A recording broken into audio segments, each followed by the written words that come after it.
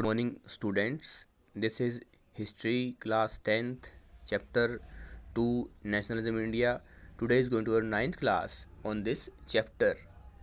महात्मा गांधी जो 1915 में 6 ईयर्स की एज में साउथ अफ्रीका से भारत आए, आते ही चंपारण में पहला लोकल सत्याग्रह चलाया और उसके बाद खेड़ा में, फिर अहमदाबाद में और फिर 1919 में 1919 में पहला नेशन वाइड रोलेट एक्ट सत्याग्रह और फिर non cooperation movement.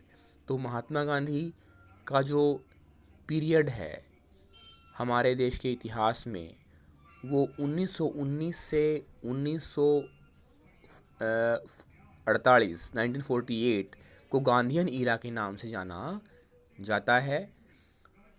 Mahatma Gandhi का जो हथियार था वो सत्याग्रह था और उन्होंने इस ट्रूथ और नॉन वायलेंस के वेपन के आधार पर लोगों को जोड़ा, अंग्रेज़ों के खिलाफ विरोध करने के लिए तैयार किया।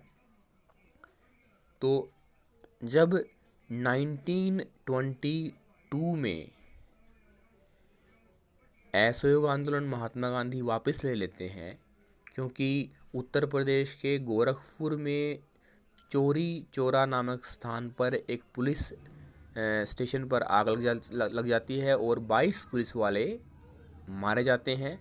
आंदोलन हिंसक हो जाता है और महात्मा गांधी असहयोग आंदोलन वापस ले लेते हैं। लेकिन इसका अर्थ ये नहीं कि वो हार मान चुके हैं, अंग्रेज़ों के आगे उन्होंने घुटने टेक दिए हैं, ऐसा नहीं है। तो अब वो नमक को, सोल्ट को एक वेपन के रूप में प्रयोग करते हैं, क्योंकि पराधीन भारत में जो नमक था उस पर भी टैक्स था और नमक एक ऐसी वस्तु है जो हर व्यक्ति के उपयोग की वस्तु है। तो महात्मा गांधी ने अपना अगला आंदोलन सिविल डिसओबीडियंस मूवमेंट, सविनय अवज्ञा आंदोलन, दांडी यात्रा जो 12 मार्च से शुरू होती है, 12 मार्च 1930 से शुरू होती है और 6 अप्रैल तो तक मतलब अपने 78 विश्वसनीय जो अनुयायी थे महात्मा गांधी, उनके साथ साबरमती आश्रम गुजरात से दांडी जो तटीय एक कस्बा है वहाँ जाते हैं, नमक कानून तोड़ते हैं और फिर सविनय अवज्ञा आंदोलन शुरू करते हैं। उन्होंने नमक को इसलिए एक वस्तु के रूप में प्रयोग किया क्योंकि नमक सबके लिए आवश्यक है और नमक पर टैक्स हटाया जाए, इस बात से सब लोग सहमत होंगे और सब लोग जुड़ेंगे और फिर से वही स्थिति कि जो विदेशी कपड़े हैं उनका बहिष्कार किया जाए और शराब की दुकानों पर धरना दिया जाए और जो गैर ज़रूरी टैक्स हैं उनका विरोध किया जाए। कबीलाई लोग जंगलों में जाएं, लकड़ी लेके आएं और जो आरक्षित वन है जो सरकार ने निश्चित किए हैं उन पर उसका विरोध किया जाए। तो ये सारी चीज़ें फिर से शुरू होती हैं। The salt march and the civil disobedience movement. Mahatma Gandhi found a salt a powerful symbol that could unite the nation. On 31st January 1930, he sent a letter to Viceroy Irwin stating 11 demands. Some of these were of general interest, others were specific demands of different classes from industrialists to peasants. The idea was to make the demands wide-ranging so that all classes within the Indian society could identify with them and everyone could be brought together in a united campaign. The most stirring of all was the demand to abolish the salt tax. Salt was something consumed by the rich and the poor alike, and it was one of the most essential items of food. The tax on salt and the government monopoly over its production, Mahatma Gandhi declared, revealed the most oppressive face of British रूल। महात्मा गांधी ने 31 जनवरी 1930 को British viceroy Lord Irwin को 11 मांगें रखी, जिनमें एक मांग ये भी थी कि नमक पर टैक्स हटाया जाए, क्योंकि नमक पर अंग्रेज़ों का एकाधिकार था। और एकाधिकार का अर्थ है नमक केवल सरकार बनाती थी और उस पर टैक्स लगाती थी, और लोग इससे खुश नहीं थे। तो महात्मा गांधी ने उद्योगपतियों, किसानों की मांगों के साथ साथ नमक पर टैक्स हटाने की मांग भी की और कहा कि अगर वायसराय लॉर्ड इरविन उनकी मांगों को स्वीकार नहीं करते तो वो फिर से एक देशव्यापी आंदोलन शुरू कर देंगे। Mahatma Gandhi's letter was, in a way, an ultimatum.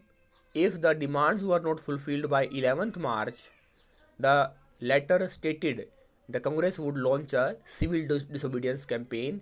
Irwin was unwilling to negotiate, so Mahatma Gandhi started his famous Salt March, accompanied by 78 of his trusted volunteers. The march was over 240 miles from Gandhiji's ashram in Sabarmati to the Gujarati coastal town of Dandi.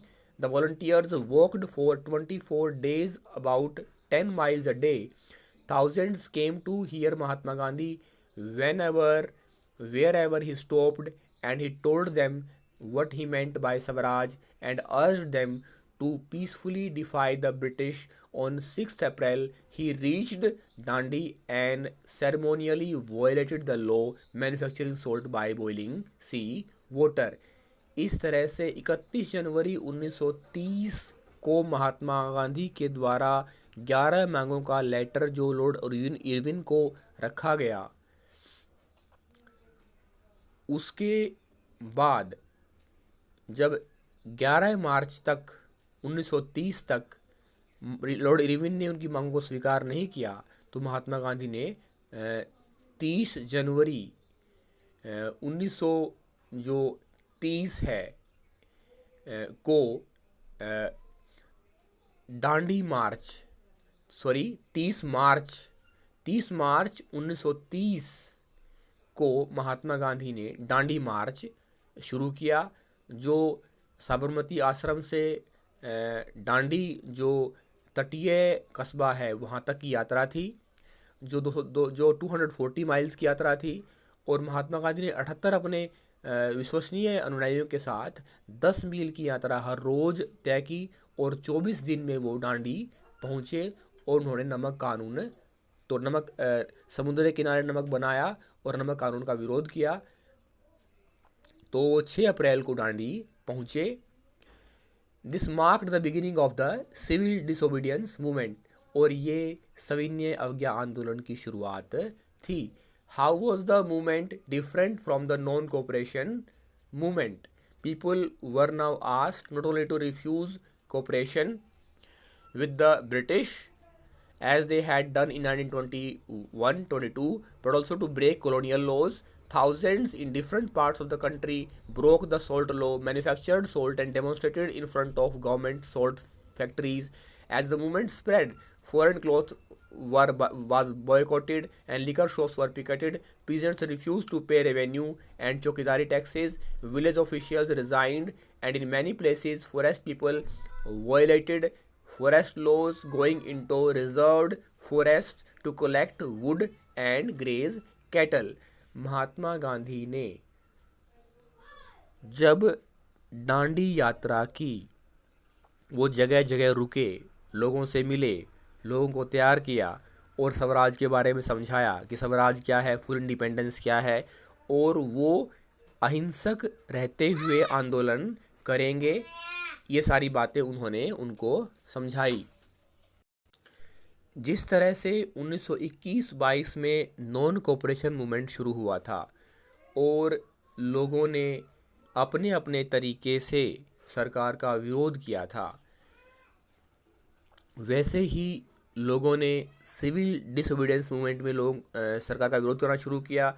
विदेशी कपड़ों का विरोध किया गया और नमक बनाया और नमक की फैक्ट्रियों का विरोध, सरकार की जो नमक की फैक्ट्री थी उनका विरोध किया गया। उनके सामने धरने दिए गए और शराब की दुकानों के सामने धरने दिए गए। किसानों ने जो राजस्व है, लैंड टैक्स देना बंद कर दिया और जो अधिकारी थे, सरकारी अधिकारी थे, उन्होंने त्यागपत्र दे दिए। और जो कबीलाई लोग थे, जंगलों में रहने वाले लोग थे, उन्होंने फॉरेस्ट लॉज, वन संबंधी कानूनों का विरोध किया और जंगलों में लकड़ी लेने के लिए, पशुओं को चराने के लिए वो जाते हैं।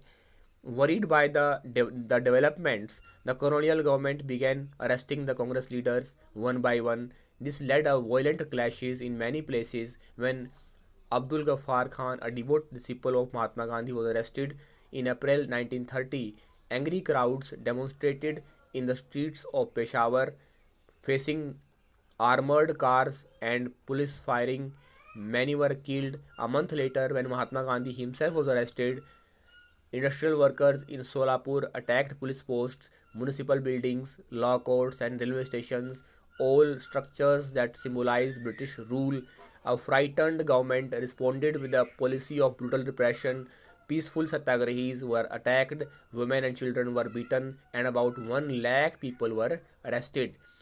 जैसा कि आशा थी, जैसा कि अनुमान था, वैसे ही तरह से अंग्रेज़ सरकार ने दमन की नीति अपनाई और अब्दुल गफ्फार खान, जो महात्मा गांधी के समर्थक थे, उनको अप्रैल 1930 को गिरफ्तार कर लिया गया और पेशावर में भीड़ ने इसका विरोध किया, अब्दुल गफ्फार खान के गिरफ्तारी का विरोध किया। फिर महात्मा गांधी को भी गिरफ्तार कर लिया गया और इसके विरोध में लोगों ने रेलवे स्टेशन पर, पुलिस पोस्ट पर, म्यूनिसिपल बिल्डिंग पर हमला किया और ब्रिटिश शासन का विरोध किया। और डर से घबराई हुई ब्रिटिश सरकार ने 1 लाख लोगों को गिरफ्तार किया। बच्चों को, महिलाओं पर अत्याचार किए गए। In such a situation, Mahatma Gandhi once again decided to call off the movement and entered into a pact with Irvin on March 5th, 1931. By the Gandhi-Irvin Pact, Gandhiji consented to participate in the Round Table Conference in London, and the government agreed to release the political prisoners. जब महात्मा गांधी ने फिर से आंदोलन को हिंसक होते देखा तो उन्होंने लॉर्ड इरविन की जो समझौते की मांग थी उसको स्वीकार किया और 5 मार्च 1931 को गांधी इरविन समझौता हुआ, जिसके अनुसार Mahatma Gandhi second round table conference, द्वितीय गोलमेज सम्मेलन जो लंदन में होना था, उसमें भाग लेने के लिए स्वीकार किया, क्योंकि प्रथम गोलमेज सम्मेलन में महात्मा गांधी ने जो है वो नहीं गए थे और बदले में लॉर्ड इरविन ने जिन लोगों को गिरफ्तार किया था लाखों की संख्या में, उनको छोड़ना स्वीकार किया। In December 1931 Gandhiji went to London for the conference but the negotiations broke down and he returned disappointed back in India. He discovered that the government had begun a new cycle of repression. Ghaffar Khan and Jawaharlal Nehru were now both in jail, and the Congress had been declared illegal, and a series of measures had been imposed to prevent meetings, demonstrations, and boycotts. With these apprehensions, Mahatma Gandhi relaunched the civil disobedience movement. For over a year, the movement continued, but by 1934, it lost its momentum. तब महात्मा गांधी जाते हैं London, second round table conference में भाग लेते हैं, लेकिन उससे कोई विशेष परिणाम नहीं निकला। निराश महात्मा गांधी भारत आए और फिर से उन्होंने सविनय अवज्ञा आंदोलन पुनः आरंभ करना शुरू किया, जबकि जवाहरलाल नेहरू और गफ्फार खान अब भी जेल में ही थे। लेकिन जो गति है, जो गतिशीलता है, वो आंदोलन की धीमी पड़ चुकी थी और अब 1934 में आंदोलन पूरी तरह से एक तरह से ठहराव की स्थिति में आ जाता है। थैंक्स।